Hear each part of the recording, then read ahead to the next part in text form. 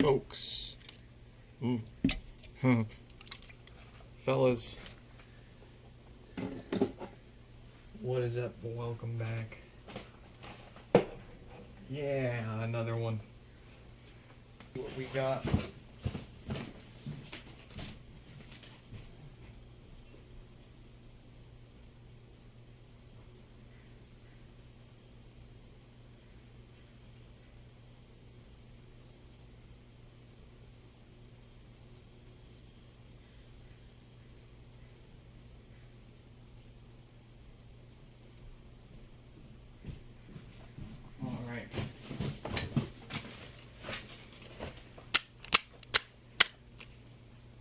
Let's let the Discord server know.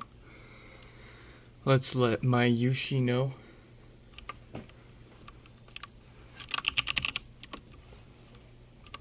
Here we are.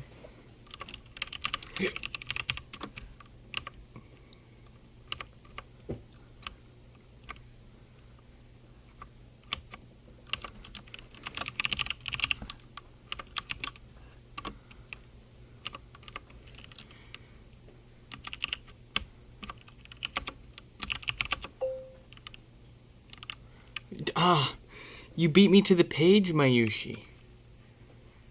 Alright, I'm still gonna page you. There we go. Page has been... Mayushi's been booped. Welcome, Mayushi. Welcome back. Also, let's get some pods on the hot pad. Let's get... Let's see, 5296 and 5390.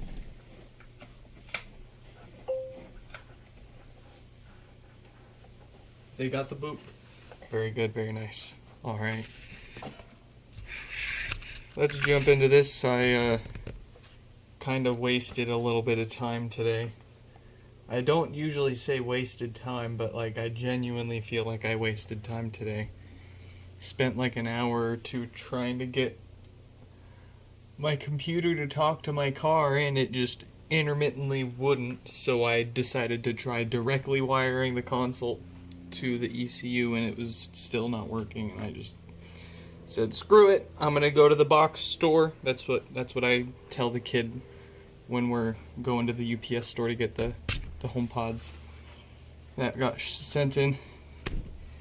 I said, screw it, I'm going to go there and come back and fix a few HomePods before the wife gets home. And I'll have squandered all of my time today. Well, that's okay. I had some day job stuff to work on at least, so, you know, in some way, every day's productive, but...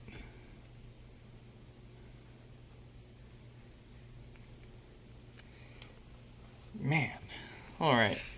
5344's James's number. Where's my mouse?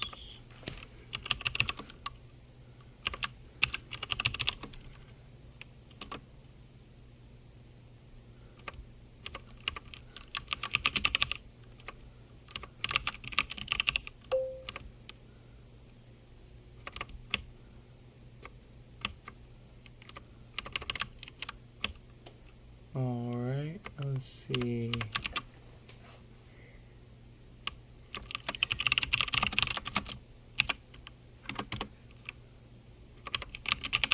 We got James' message. Let's let 5296.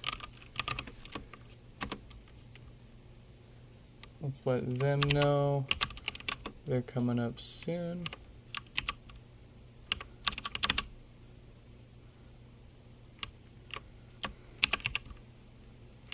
$52.96. And since those two are going to be hopefully quick, we'll let $53.90 know that they're coming up soon.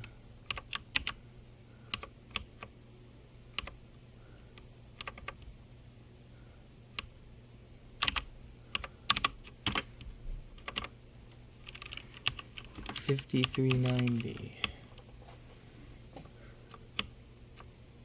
Is that correct? 5390. No power. Reset and update.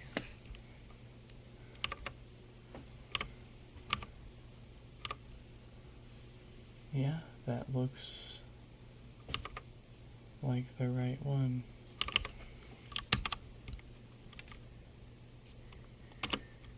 Okay. Oh yeah, you accidentally got a drop of your fader lube for the hinge on the laptop screen to the edge of the cord. Oh no.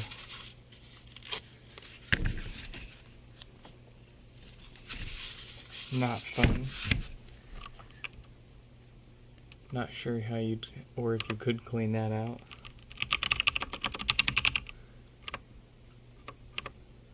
Alright, here's what we're gonna do.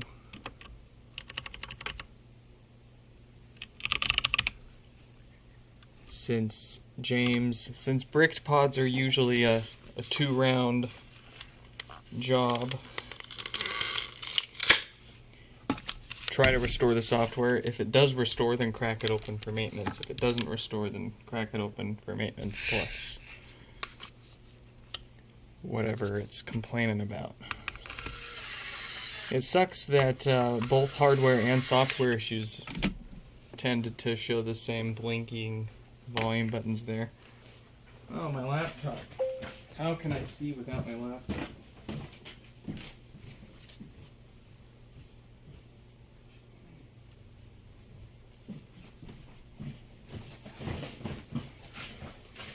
Alright.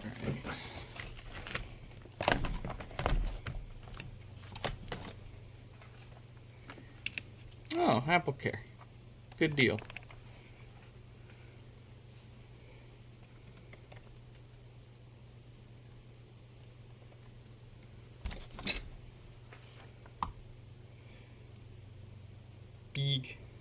Big terminal. Big.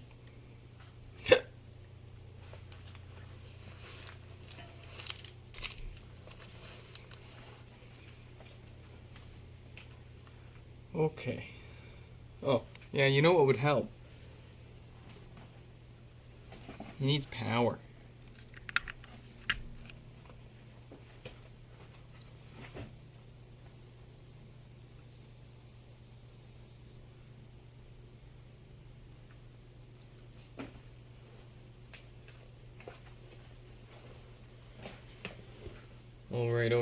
Alright.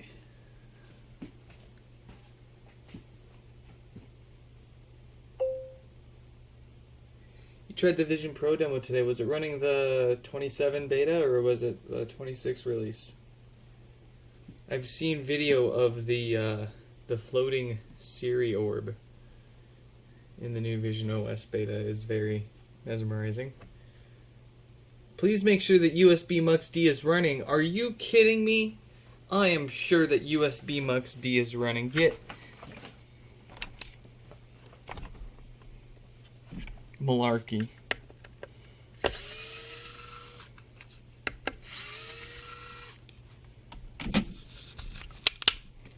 Now listen.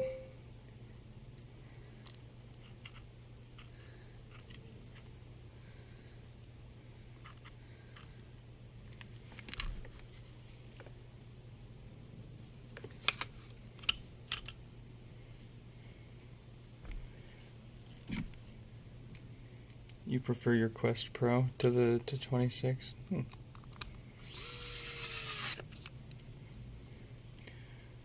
Alright, let's try this one more time here, and then we're going to say it needs a new main board.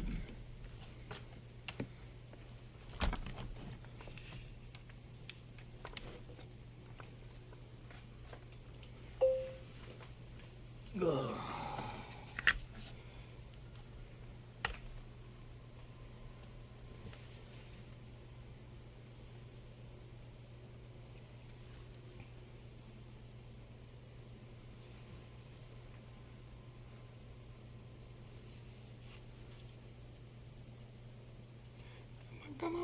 Come on.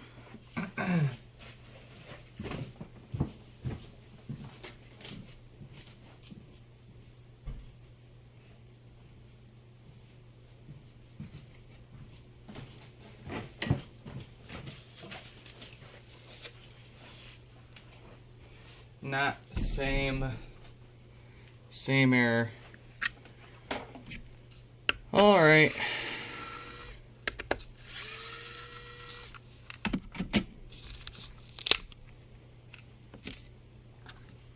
She's a goner. Play the funeral music.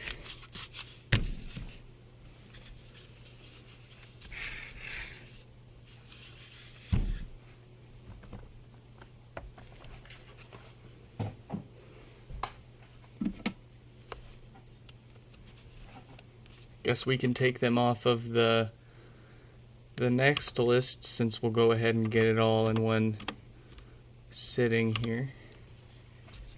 So it needs, basically,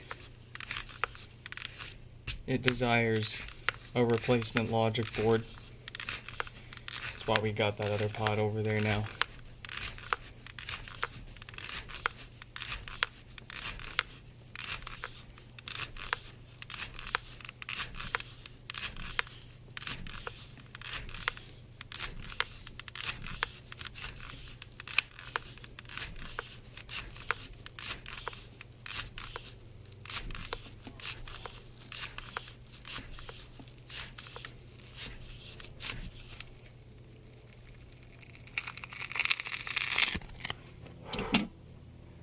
It's making me sweat.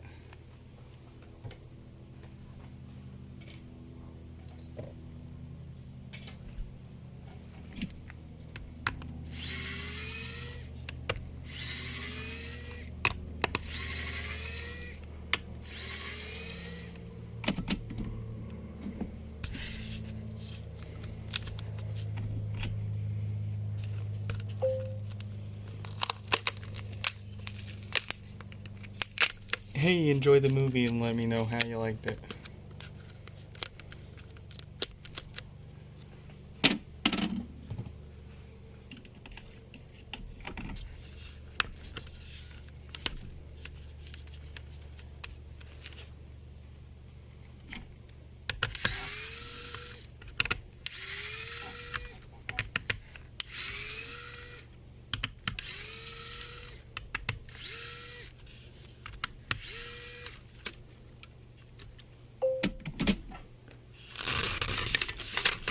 Oh, already seen it. Love it. Love it. Ooh.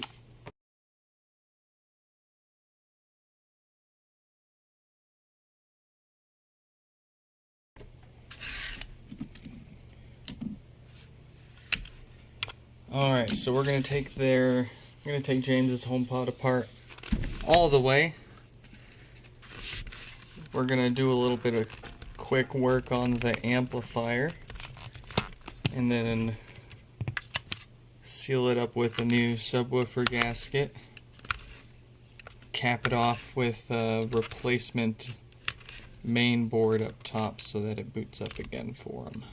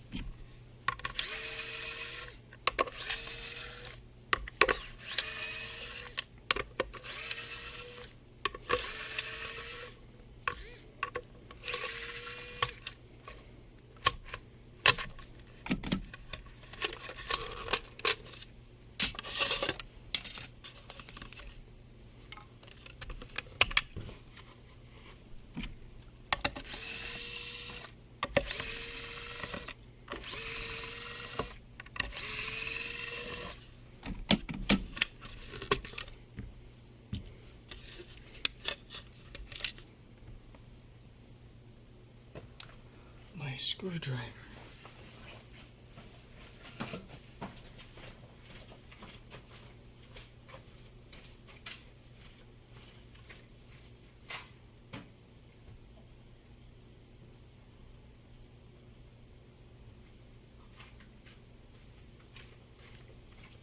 We're good.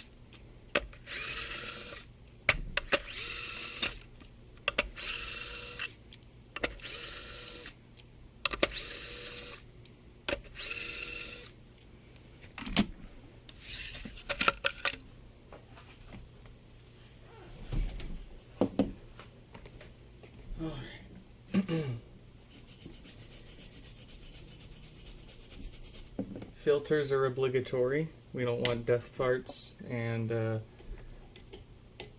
common bass issues coming up in the future for them.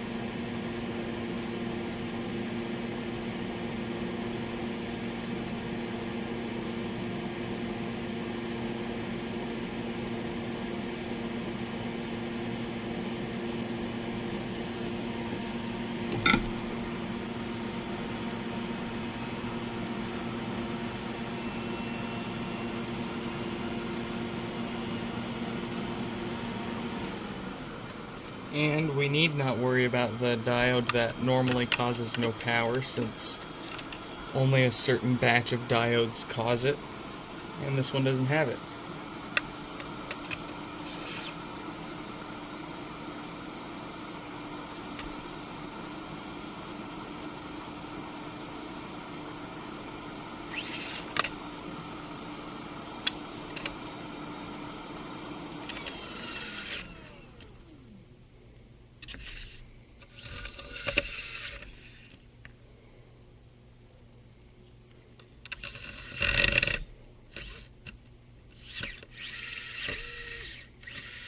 Why would you unscrew it?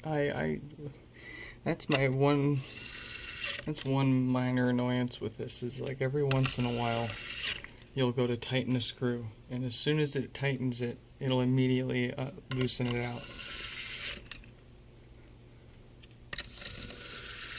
It must think that I'm letting go of the button for a moment and pushing it again.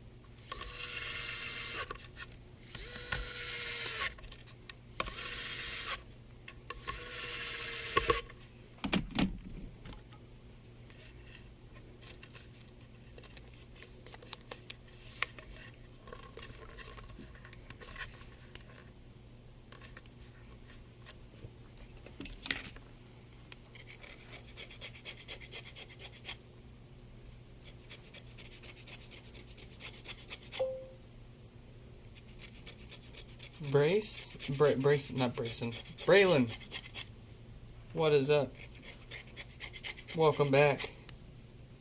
Hope you're tracking. I could check, but I'm feeling lazy. Hope your tracking has updated by now. Your pod should be well on its way.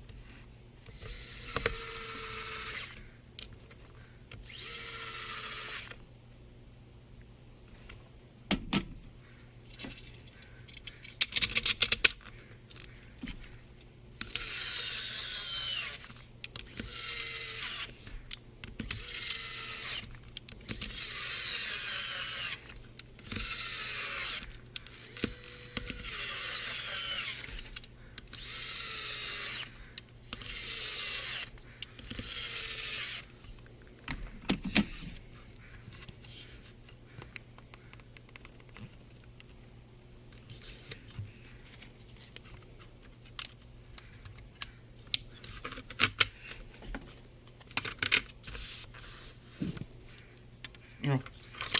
Right.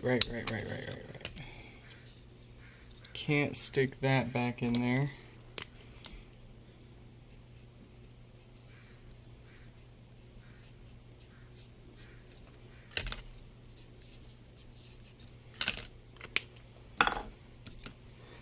Ooh, it's getting toasty. Let's get ourselves a main board.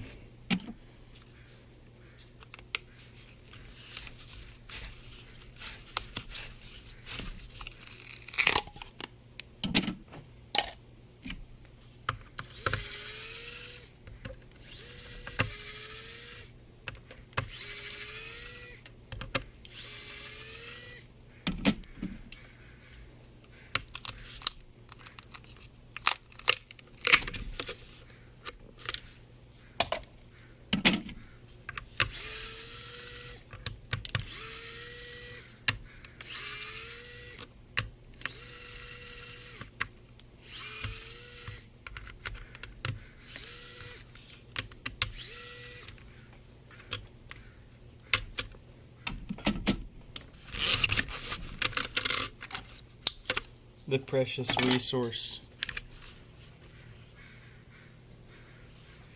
I've already refurbished the rest of this, so if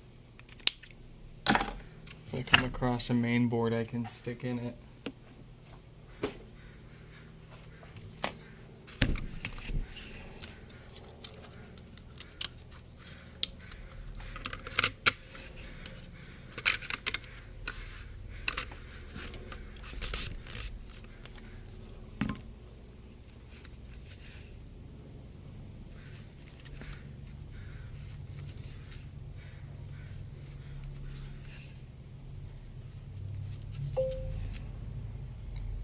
Jay, welcome back.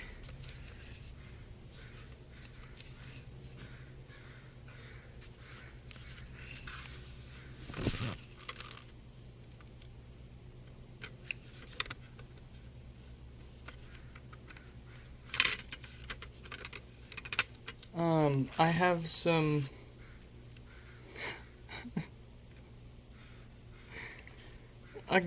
yeah, it's like God doesn't want me to send you this stuff, man. Someone is getting a signed USB adapter and amplifier board.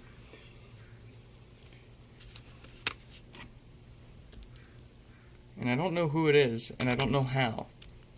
Because I remember packing your adapter and your amp up in a box. A smaller box than what I normally use.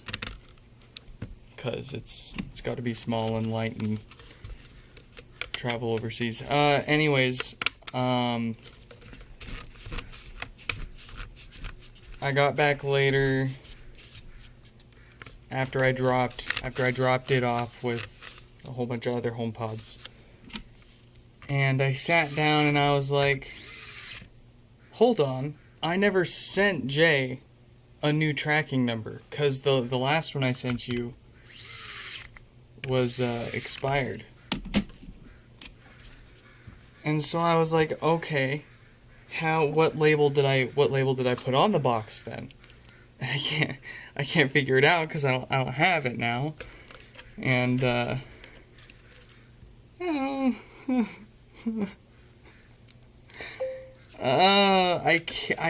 it really doesn't bother me a whole bunch that I lost. I basically just gave away an amplifier and USB adapter to someone.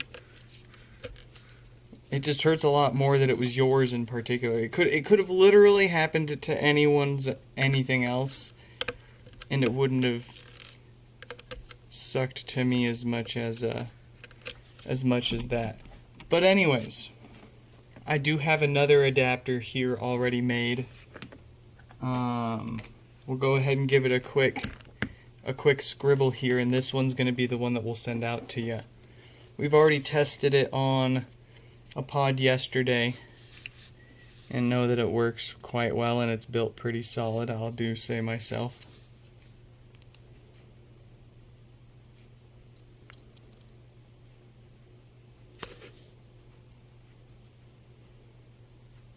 I'm going to end up doing this enough times to get really good at it before you...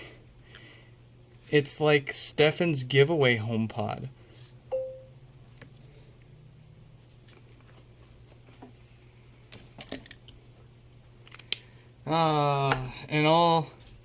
In all reality, whoever ends up getting it, chances are isn't going to be able to, well, see, whoever gets it would have had to have been someone getting something or something fixed from me. So they would probably have a HomePod or two or a few, and they would at least be able to use the USB adapter. I don't know, depending on if they open up their own HomePods or not, if the amp would be any good to them or if they'd turn around and sell it. But what I'm getting at is actually rather it just feels like pretty much everybody that we work with would be the kind of person that would let us know and be like, hey, I don't know if you meant to send this to me, but I got this stuff. I'll send it back to you if you want.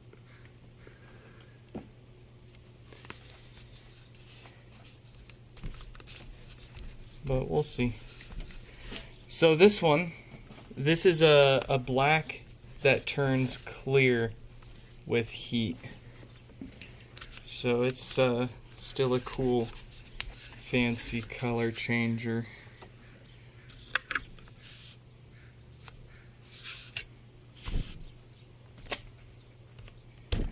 And then I gotta whip up an amp for you, which I would do right now, but I'm already running a few hours behind today. I don't know how many I'm gonna be able to fix today. I'm gonna have to sneak that amp in the morning or later tonight or something here. But anyways, I'm getting an adapter and an amp out to you by tomorrow, with a tracking number that will show progress by this weekend. One way or another, it's happening.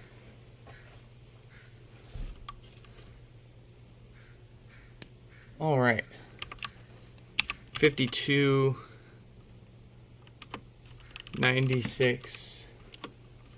It's another reason why I stopped doing like orders like for more USB adapters and HomePod parts in general. Is that I one way or another, either my fault or not, that like the orders just end up getting messed up so often. Like HomePod repairs, pretty much rock solid.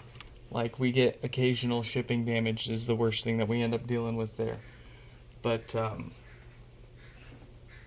where did I put that parts pod? There it is. But as soon as anytime I involve selling things to people, it turns into a cluster. I don't like it.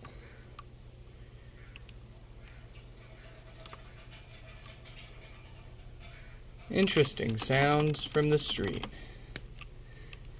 5296 with no power. Yeah, I'm gonna make a shirt for you that says "Take your time," because we've taken too much time on it. And then just whatever. I appreciate you. You're probably the most patient person on the planet. I'll say that. Shopify and all that, definitely, it would definitely solve some of the problems, but it would also in turn probably make us way too busy and not able to, well, see, you'd save time with the Shopify thing. I signed up for Shopify and tried it out for a little bit.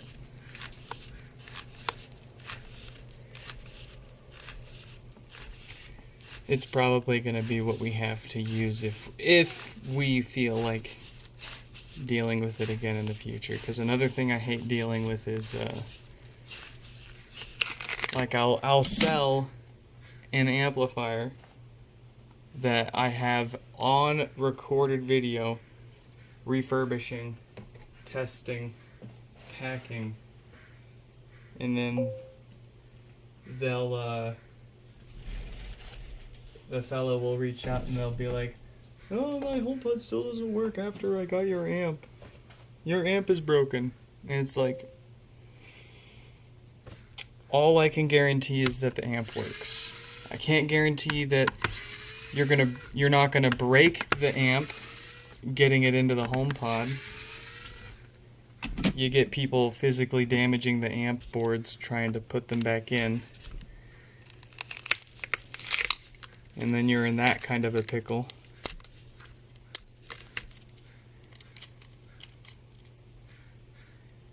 But it doesn't happen too often.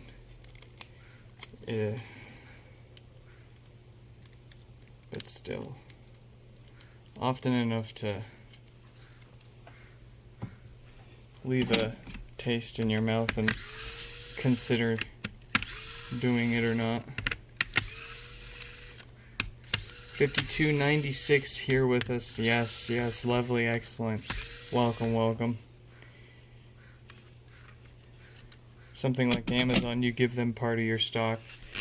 They take Do I bend over for Bezos?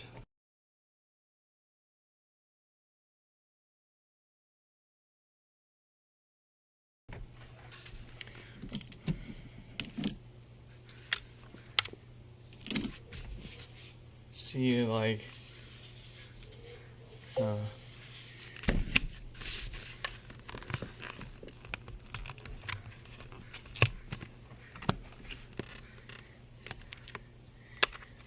and it's not even necessarily, like, it may not even be a customer that like abuses from time to time. It could be a customer with misdirected or misguided anger. They could be on the wrong path and want to buy a part off us for something, or expect the USB adapter to fix a certain problem, even though we make it very, very, very clear that there's no chance, or there's never a guarantee that it can fix your problem. There are these problems that it definitely will never fix, don't bother. And then there are these problems where there's a chance it can fix it. Like we've always talked about here, both hardware and many software problems tend to show the same blinking volume buttons or boot loop issues. The USB adapter is usually just the first thing to try in those cases. But anyways, I digress. Never fun dealing with a customer who's already in a stressful situation, trying to fix something, going down the wrong path, and then spending money with you, expecting it'll fix the problem.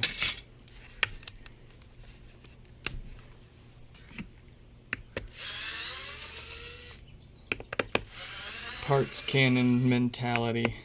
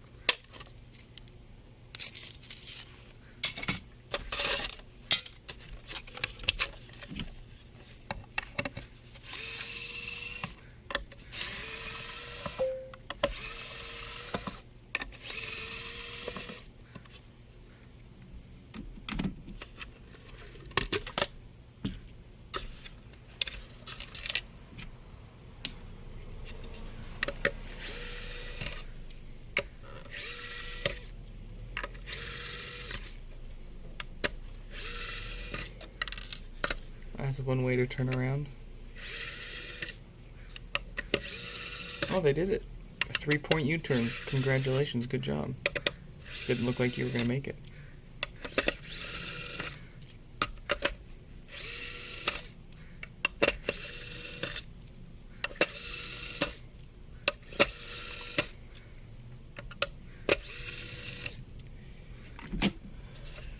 Yabbity-da, dabbity-doo, dabbity-da.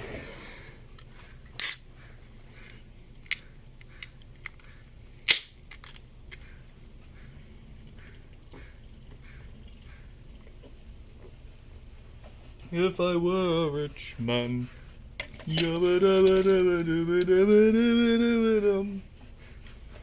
all day long I'd pay other people to fix these HomePods to my standards. If I were a wealthy man. Hello?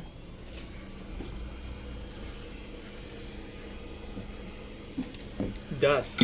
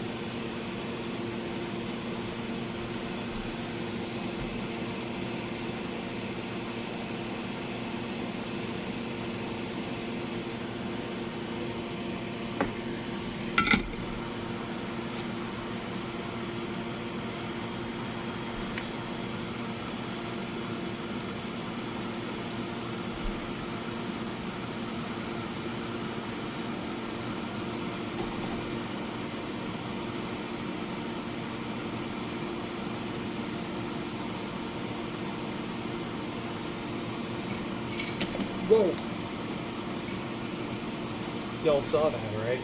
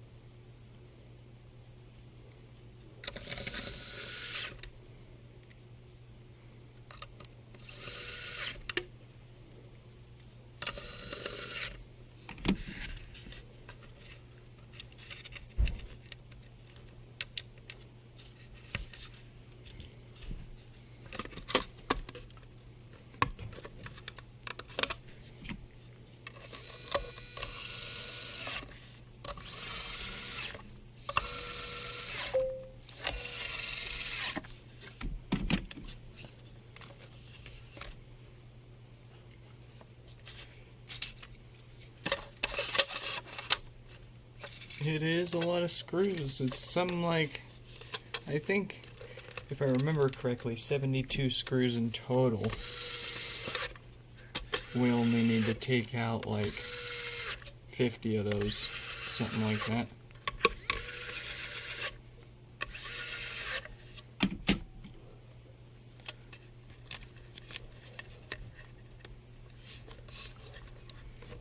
And if that wasn't enough,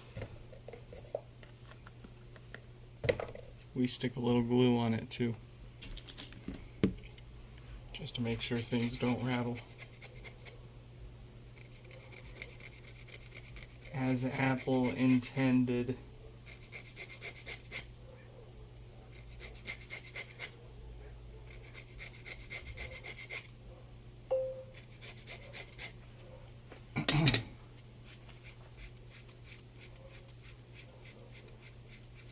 Oh, you like the ES15 made by Miniware? Let me tell you. She's pricey, but she'll be the fastest and highest torque in that form factor or smaller that you'll find before you start paying for things that dangle from the ceiling.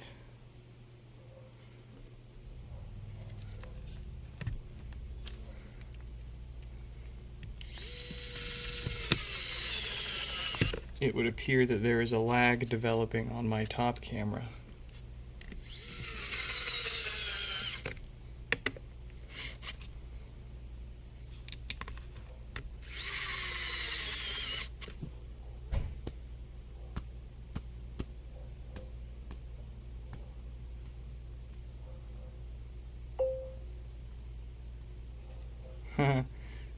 It's like almost half a second there.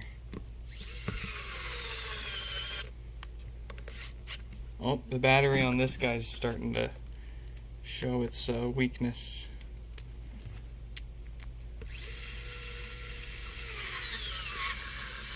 Yeah, push through it. You got that, little guy. Just enough torque to push through everything, but not too much to snap the screw off. You're going to snap the screw off with your own force if at that point.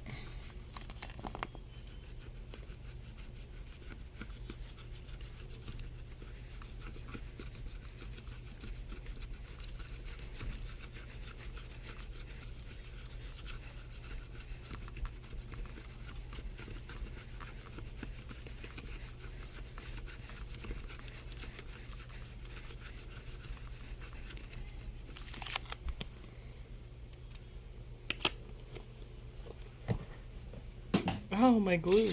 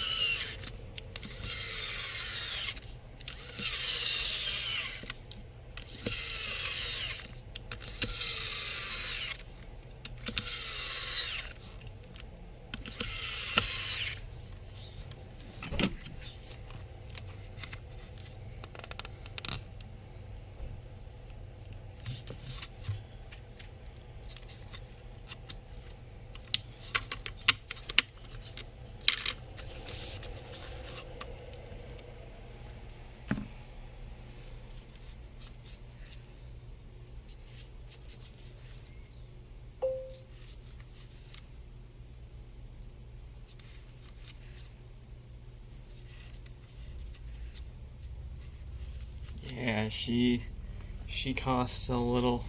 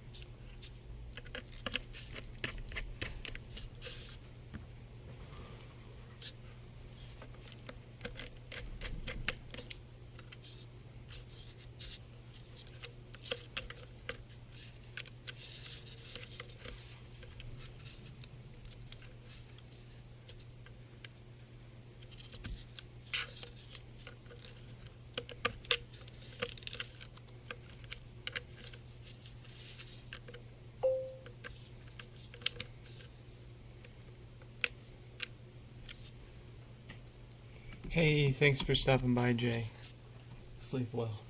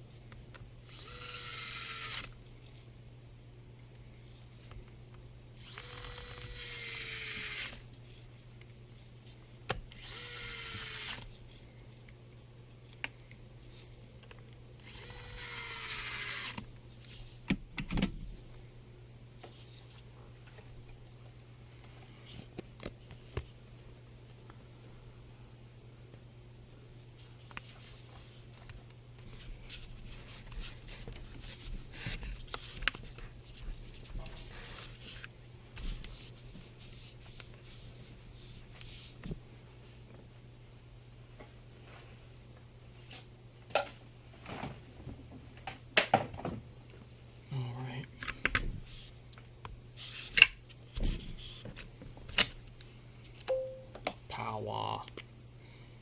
We make it look easy?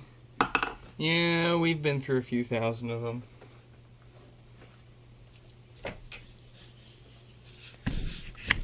I don't want to brag, I don't want to boast. I always tell them I like toast.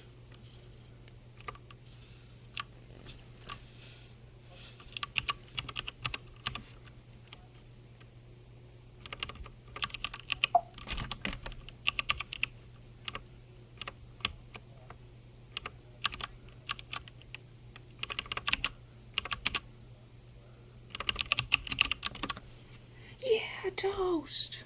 I'm having trouble connecting.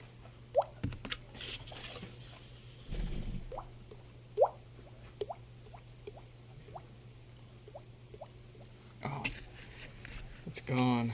The magic touch. 5390. 5390. Steve coming up soon. Let's get those names fixed.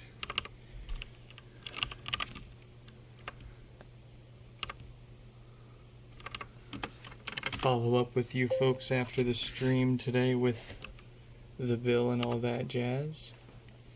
What was the issue on that one? Oh, you can guess. You could guess. No power. Dead diode. Gave it one that won't fail again. New filters to prevent farts while we're in there. Sealed it up with our fancy gasket. And here we go. We're gonna do it again. 5390, no power. The kilowatt says it's probably another dead diode. Let's get them.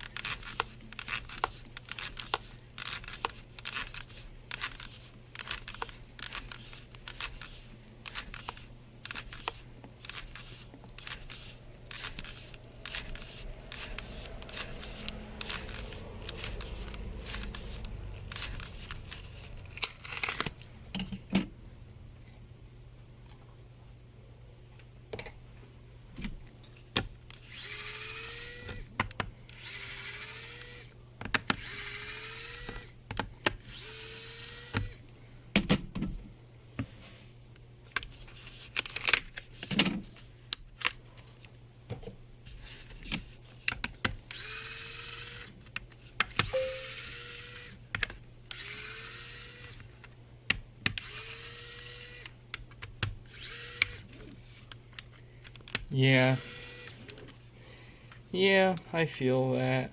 I used to do a lot more repairs in general on my own stuff. Now I just keep using the same old stuff so I can keep fixing it. I don't care.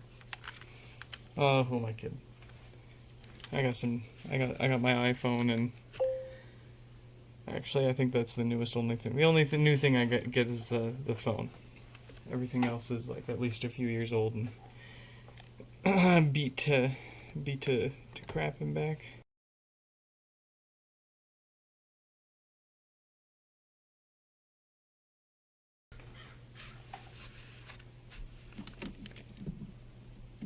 Your power went out and back in your house several times till it killed it.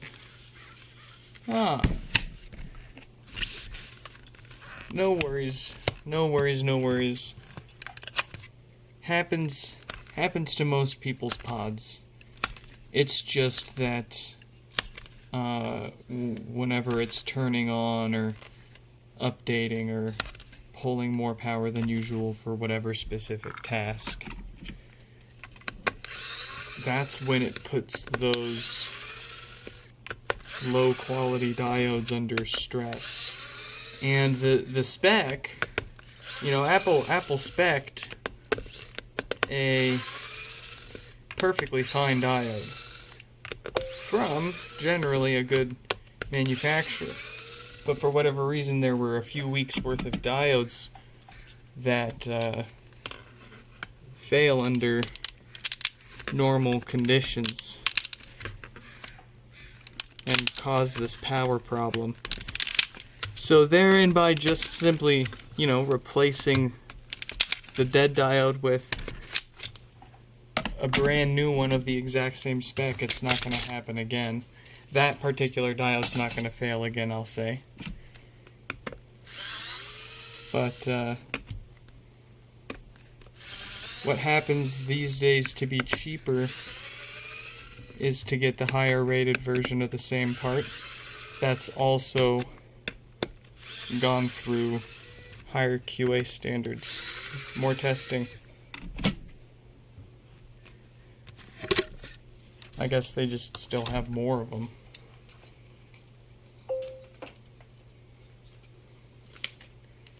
But 100% bad batch issue. Yeah, because the diodes have date codes on them, and we've only seen 2 different date codes doing it, and those 2 date codes are back to back. Out of about like a dozen different date codes that we've seen used in HomePods, and plenty of each example, we can almost certainly say that, we can certainly say week 46 through week 48 of 2017 had something funny in the water at Diodes Incorporated.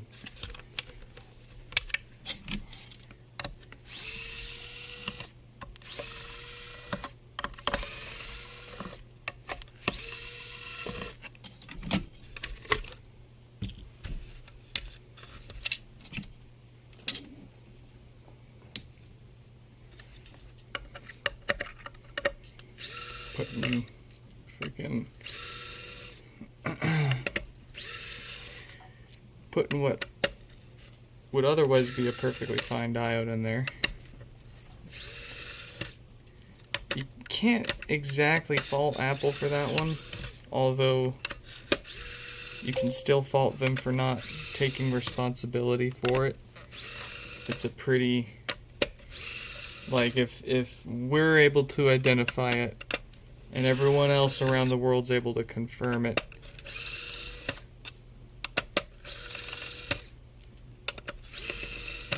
why couldn't have Apple done any kind of, whatever.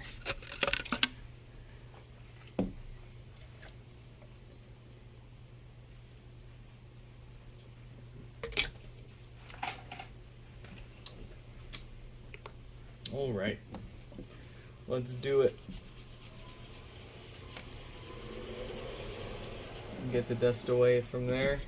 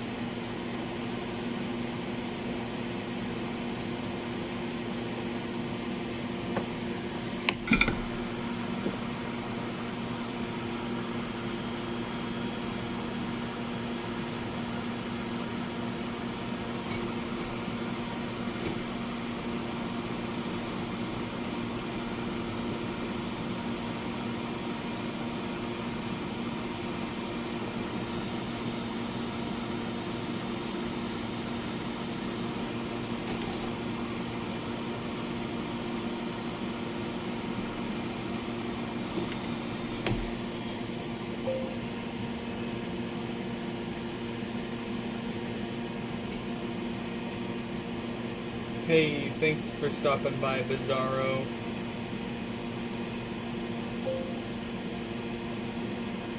We'll hit you up here later.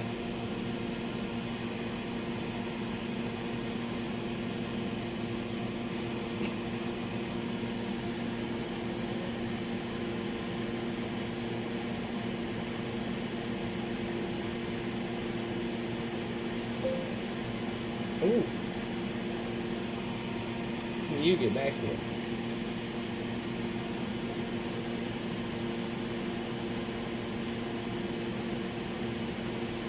I'm at a bad angle. I don't know why I have it like this.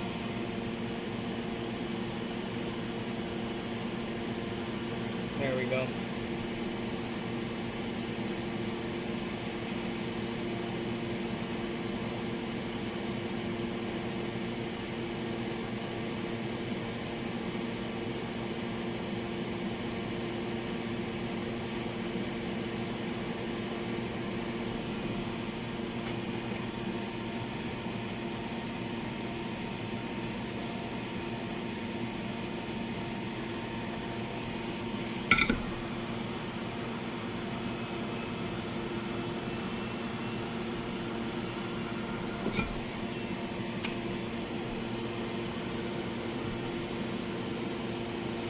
And there it is.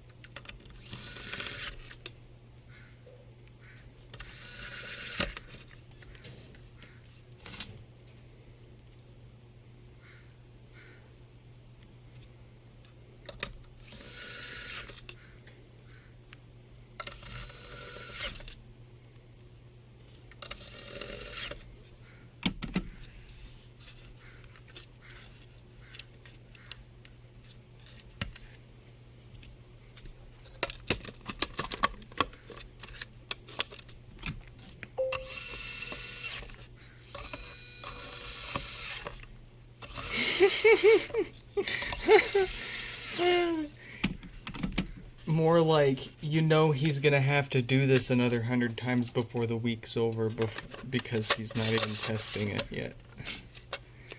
Oh, I love it though. It's a calculated risk, I'll say. I'll say that. Definitely not something you would want to do fixing your own at home, unless you feel like taking it apart and putting it back together a dozen times is fun.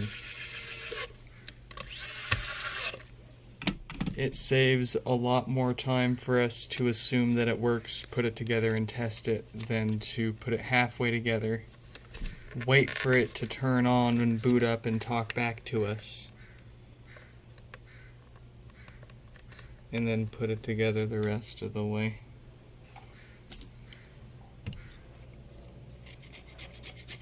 Crazy to say that, because we used to like put it together halfway and test it, and then eventually it got to the point where like it literally just worked every time.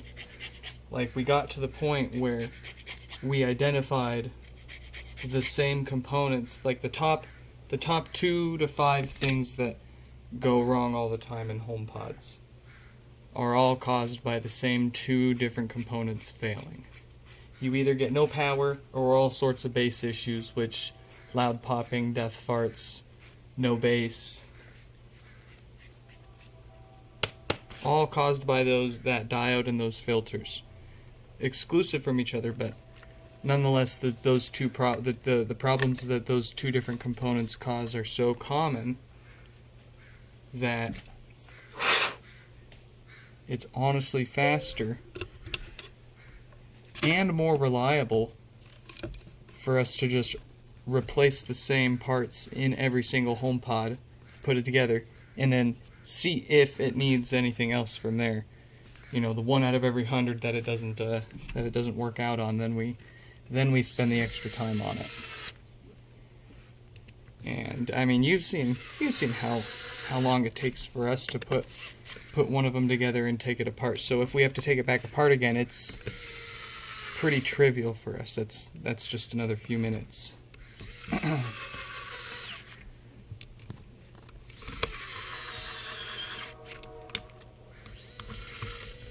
Do we have other guys work with us? I wouldn't say guys, and I wouldn't really call it work. She's more work than she helps with, but she can carry a box or 2. Pretty strong for a 3-year-old.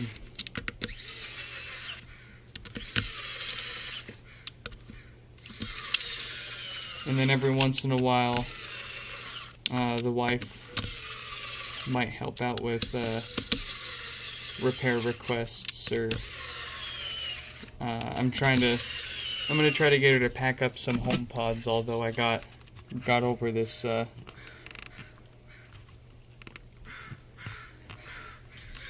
this last large batch. Those crows are going, man.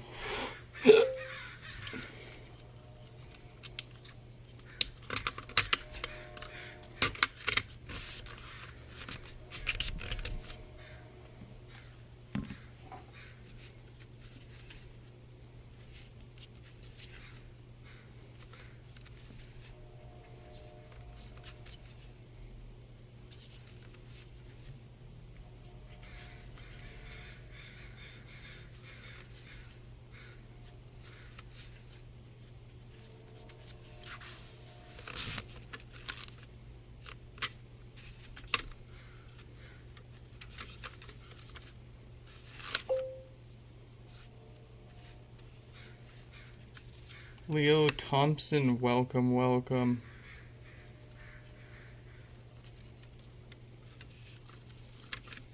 Hey, we got a lot of people in the chat today. A very high chat to viewer ratio.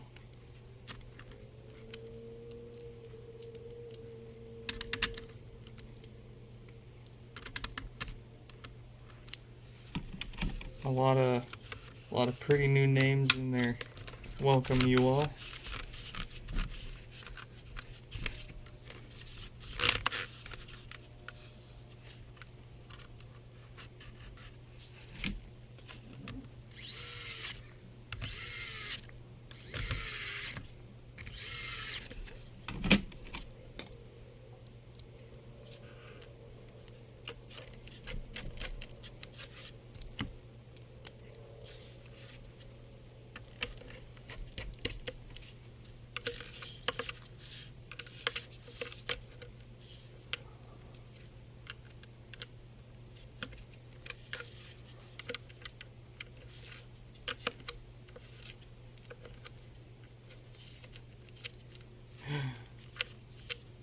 Yes, this is the most tedious part.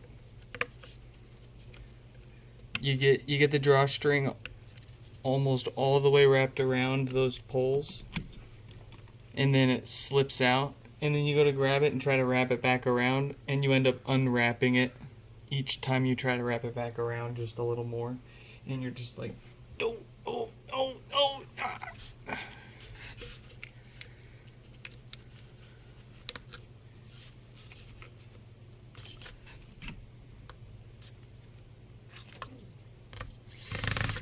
Ooh.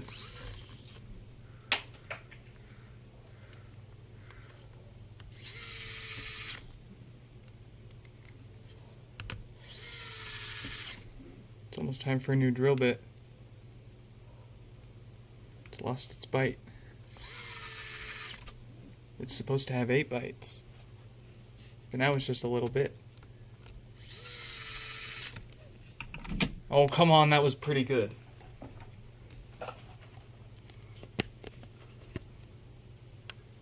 If that doesn't deserve 1 million subscribers right there, then I don't know what does.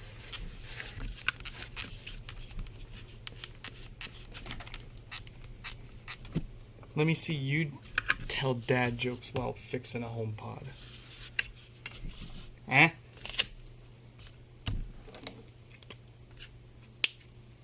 Yeah, look at him go.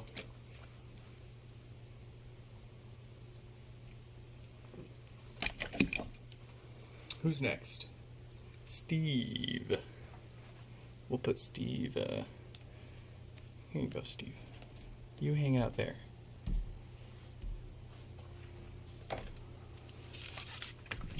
No power and a clean. I'm having trouble connecting to the internet. Sometimes she's just so loud. Why does she have to yell at you?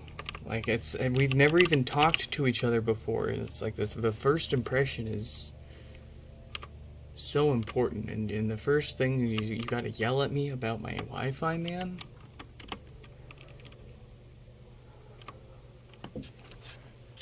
Goodness.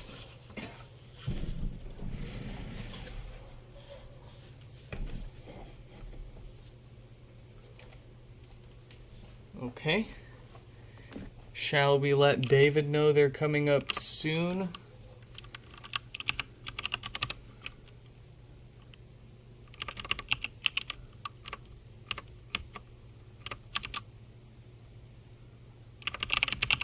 Already did it.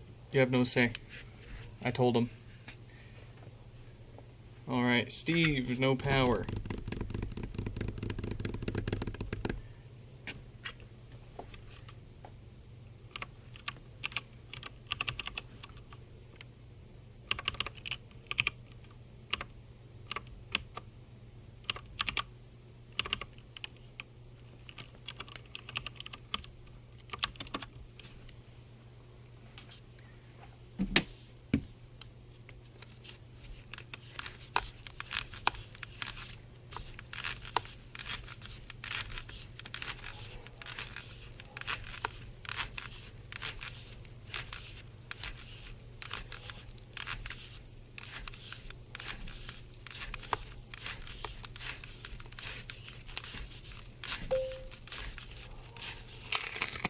Was that last one for Jonathan? What number would hold up here?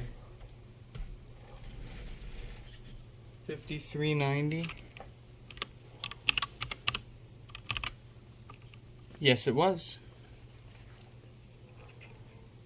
5390 for Jonathan, last initial W.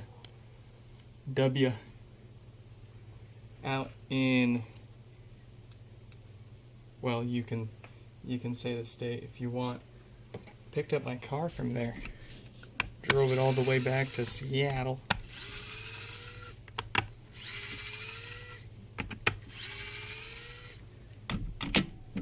Took my soul to do it.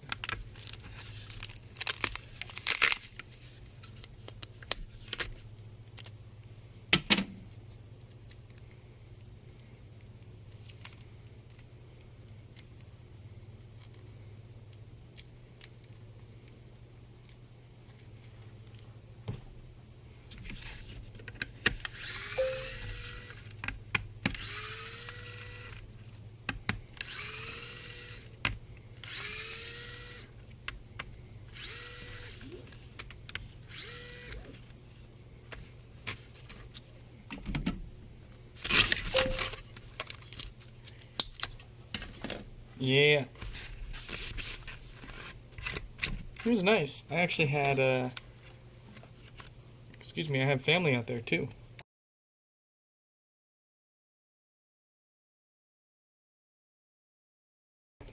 Actually, I have a mother-in-law is out there. And actually, it's, Tampa. And actually, she kind of wants to move up here with us in Seattle. Well, actually, we're not in Seattle. We're in Marysville. But who's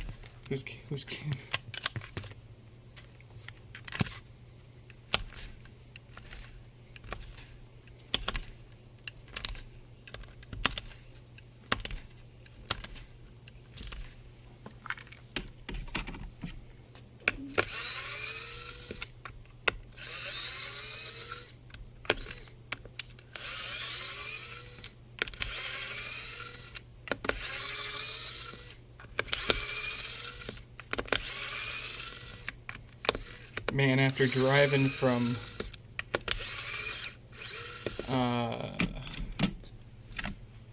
Orlando to Tampa and then up to Seattle,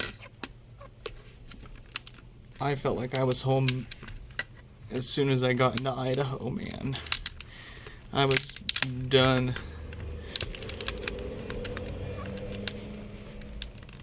Ready and done with it.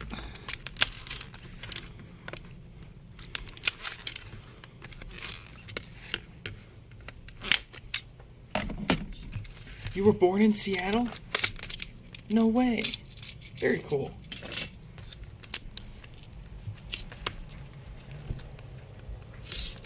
What's got you so far away? If you don't mind me asking. And if you do mind me asking, you're happy to make up some sort of silly lie.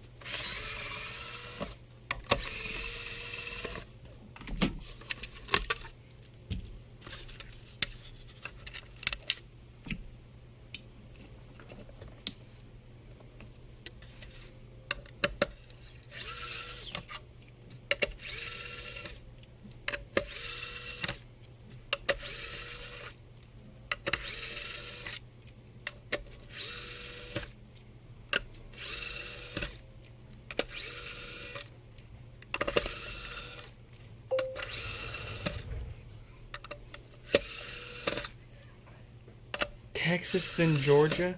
Oh, come on, Dad. That's okay.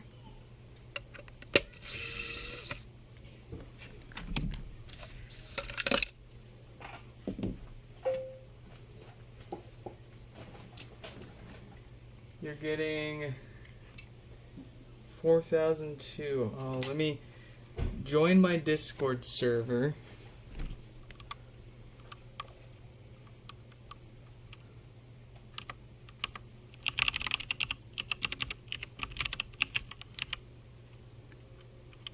Did I type it right? I did. Okay. And then let's see. If I search for that... Oh, never mind. I was going to say, if you search for that error code in my Discord server... What does the internet say? Wi-Fi, Apple ID... Yeah, try a different phone. Oh, you have tried a different phone.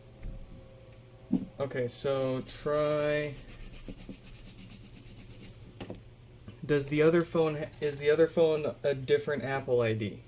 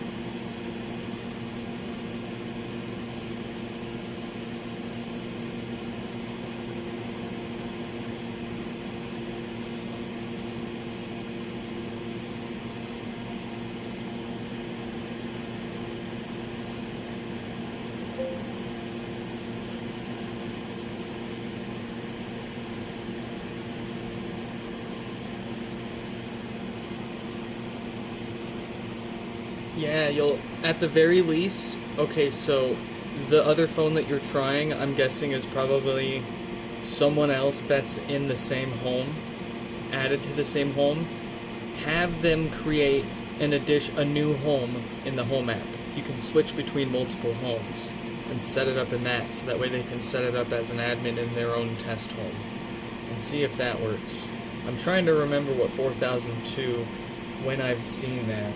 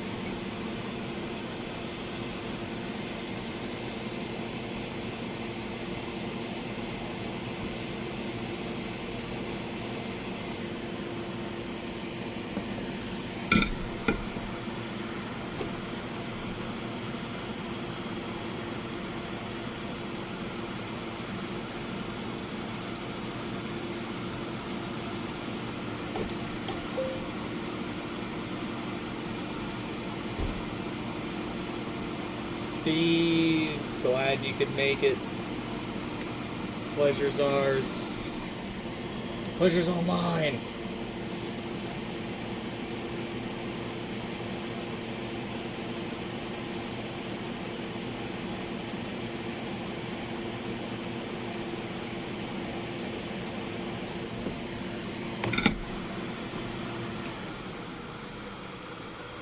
It's fixed.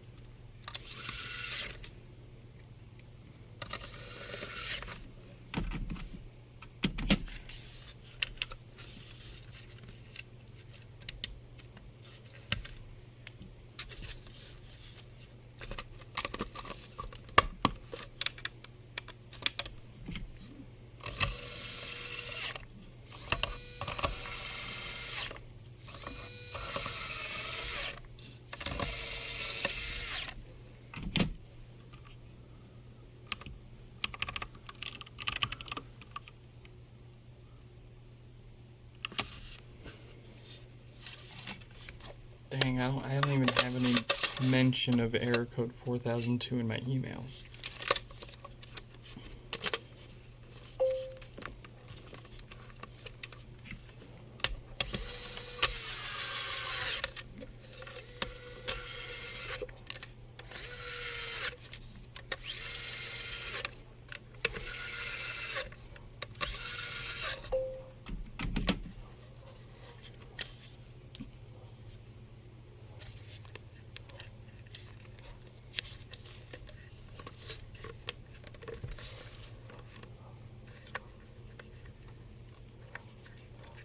Yeah, it'll last a lot longer after this.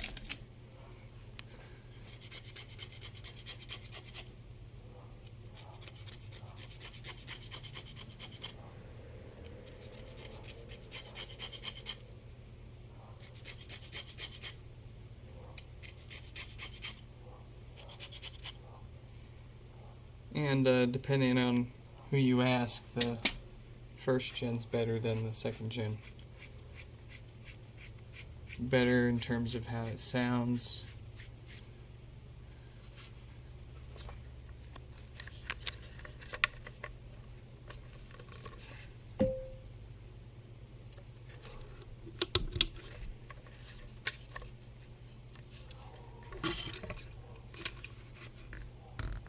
It's gonna get support for the new version coming out, 27.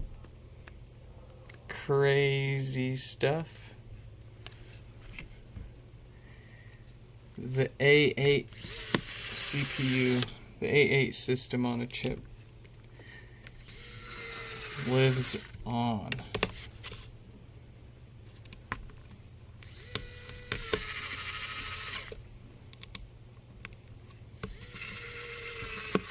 They're gonna push these suckers to like 30 at least.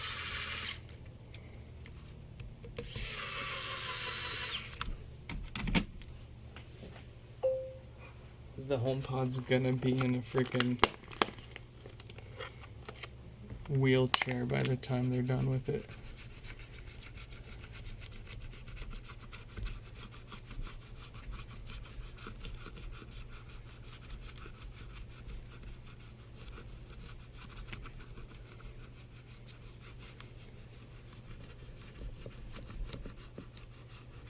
Yeah, you could try turning off, what is it, advanced data protection. It's under your Apple ID settings. What version is it on? Now that it's set up, what software version is it on? Because certain software versions just don't play nice with certain phones. And not that I would know what specific one doesn't play nice with what specific one, but if it's not on a recent version, then I would have expected it. I would expect it to have problems setting up with an up-to-date phone.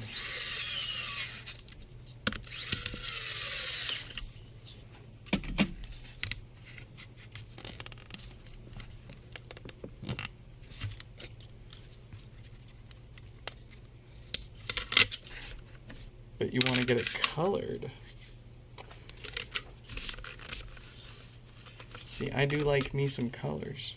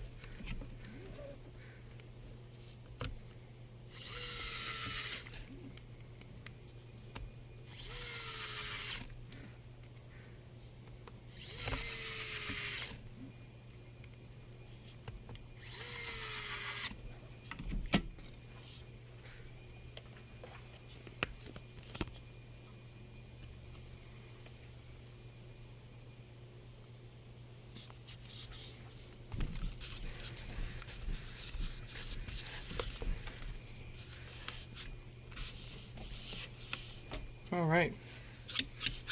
Dare I say it might not be worth paying an extra $10 to scrub this up in the sink. It looks pretty gosh darn good. We'll polish the top up, make it as shiny as we can. Got some baby wipes. Actually got these 70% isopropyl alcohol wipes that I like to use when I can too. 26.1 and your phone is on 27.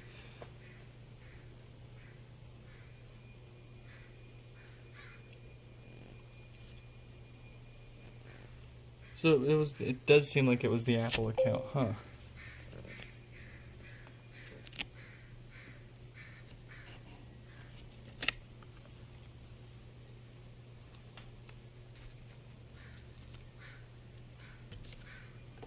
I'm having trouble connecting to the internet. For more info.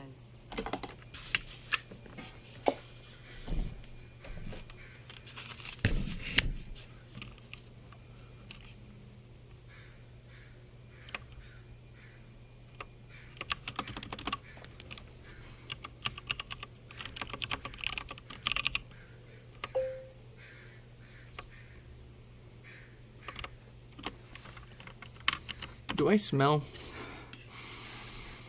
Ooh. That's stinky. That's a stinky subwoofer.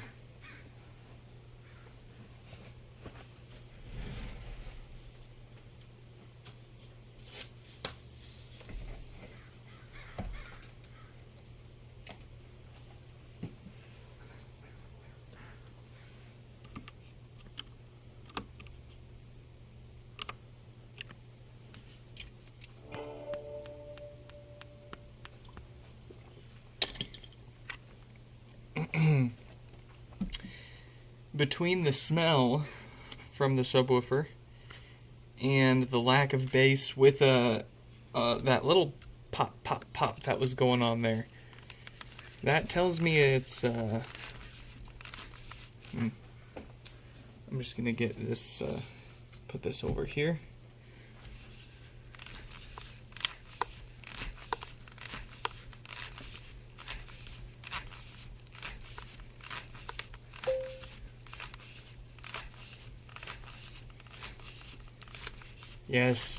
Yes, of course. My pleasure, Steve. We'll ping you later here tonight so you can pay and get this get your pod back. Not this one.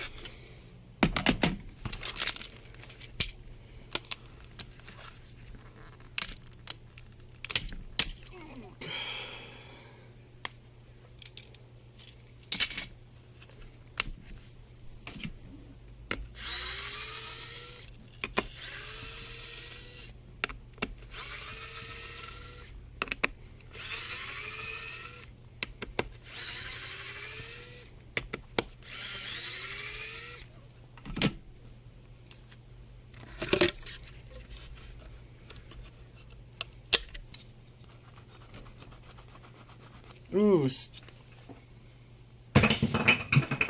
stinky. Smooth, like my brain. Just the way I like it.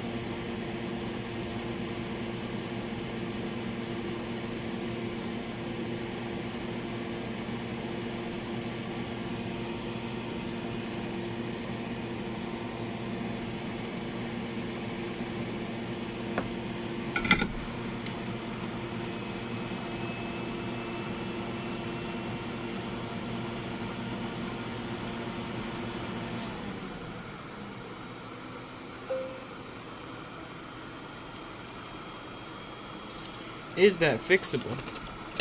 Already done. The problem was those 4 capacitors that you just saw us replace. They love to go bad. I don't think Apple used good ones when they put these HomePods together. They didn't use good ones, or they didn't use the right ones, or they used cheap ones, or whatever. And when that happens, if they go so bad for so long, they can damage the subwoofer. And if the subwoofer gets too damaged, it's what happens is those filters remove DC voltage from the audio signal before the audio gets amplified and sent to the subwoofer. So as they age, they get worse at filtering DC, and they let more DC through, which gets amplified more, which damages the subwoofer more. It makes it run hot because it's basically like, instead of a full in and out and then return to middle, which helps passively cool the speaker as well, it's holding it out or in. And it's holding it out or in more or less based on how good or bad those filters still are. In addition to that, when they do go bad, heat will make the failure also worse. So let's say that your filters are already leaking 500 millivolts into the amp. Cold. And then you start playing music to it, that's going to grow to 600, 700, 800 millivolts. A whole volt. 1 whole volt, 1,000 millivolts. We've seen more than that. We've seen 2 to 3, 5+ volts on subwoofers. Usually, the amplifier will detect after a couple hundred millivolts that there's a problem, and it'll play the death fart sound, which, if you don't know, sounds like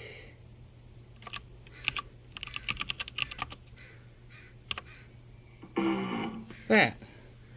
Specifically, that sound is death farts, and specifically that sound is the amp crashing and letting you know that it was crashing because of DC offset.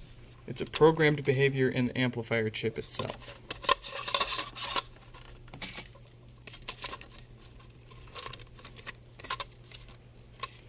So, it's its cry for help. It's telling you, hey, there's something wrong, and it's gonna do more damage if it isn't fixed. So, unfortunately for the old subwoofer, it was too late. We did have to replace the subwoofer, so we've got another one here. But the replacement subwoofer would have failed. It would have worked, but then it would have failed in a short. It wouldn't work very well, and it would fail very soon after. Because with that DC voltage, you're basically taking away performance. The subwoofer has to work harder to produce a worse result, and the amp has to work to do it too.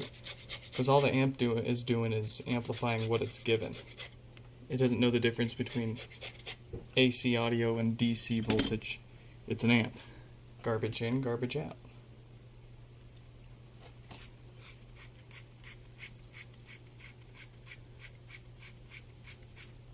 It was actually that heat makes the DC offset worse that led me to figuring out how to fix death farts in the first place. Because this was long before anyone figured it out, and people had speculations what it could be, but the part that some people thought it was an unattainable. And okay, so I went out to prove them wrong. I got the part that they thought you couldn't replace, and I replaced it, and I was able to prove that you could replace the part and it wasn't what was causing it. But that meant nobody still had a clue what was actually causing it. So I'm Googling around trying to figure out what typically causes DC offset.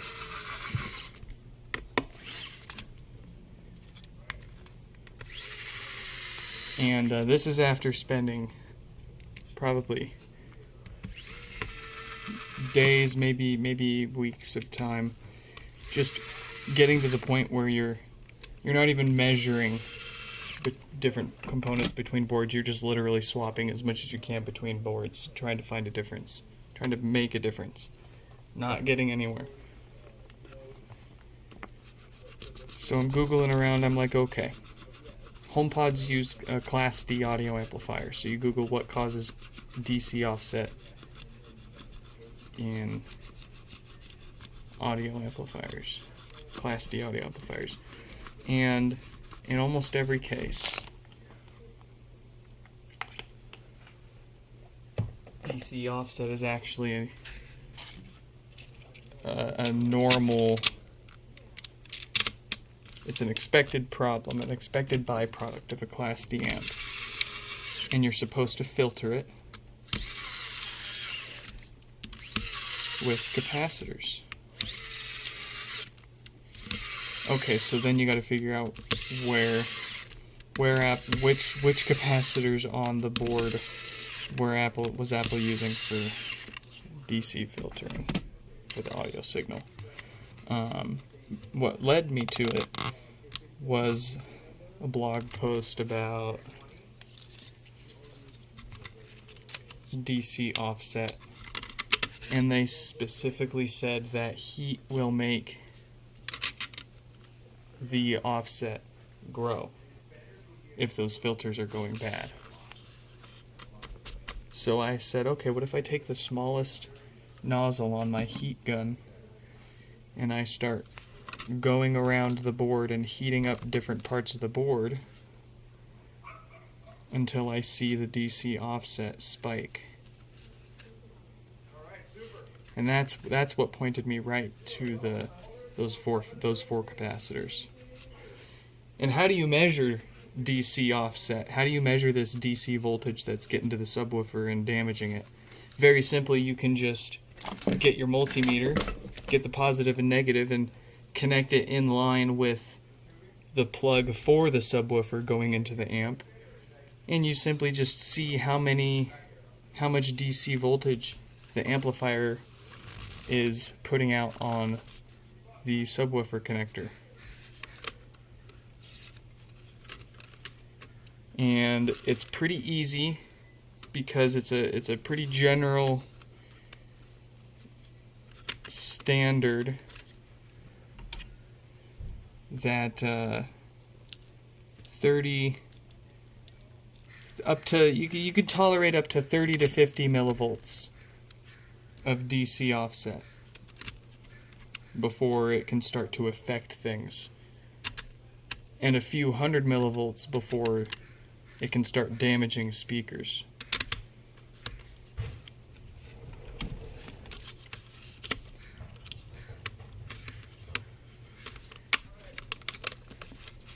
Oh boy, that's... Aren't you tightening up? Oh, there we go.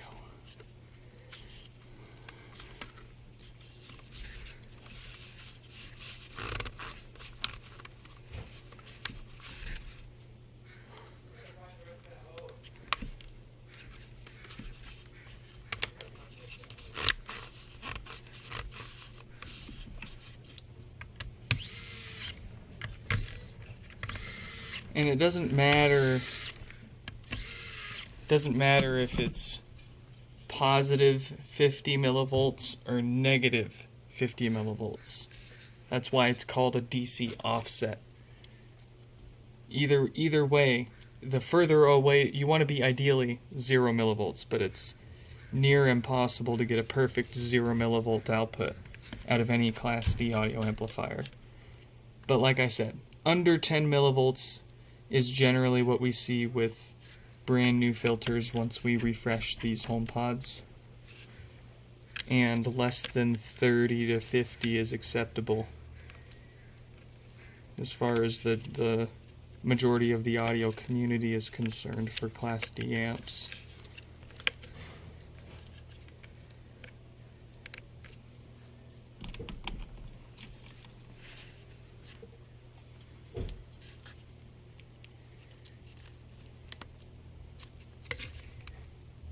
And wouldn't you know, Wouldn't you have it, we were getting death farts repairs where we've done them so long ago that the replacement filters have far outlived their originals. I'm convinced that Apple somehow got subpar filters in the mix here. But once you got good ones in there, in theory, if we take the average HomePod today still working fine without problems, without ever having had repairs or maintenance done to it yet, still, and we're just short, we're approaching 10 years since these things came out. That's a pretty good run for majority of those original filters. We could safely assume that the replacements that we stick in here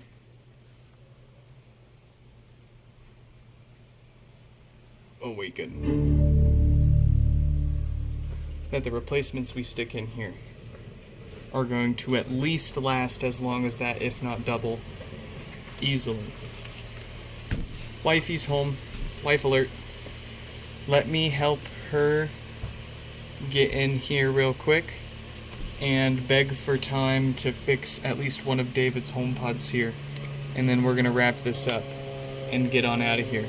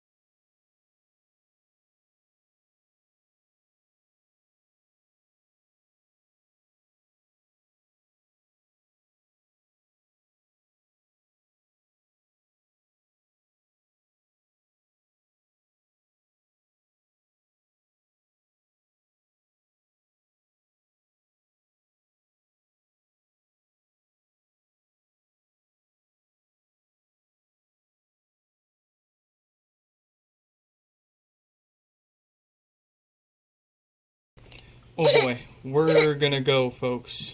Quick shout out to the Patreon members. Thank you, folks. Sorry, David, but we'll hit you first on tomorrow's. Say bye.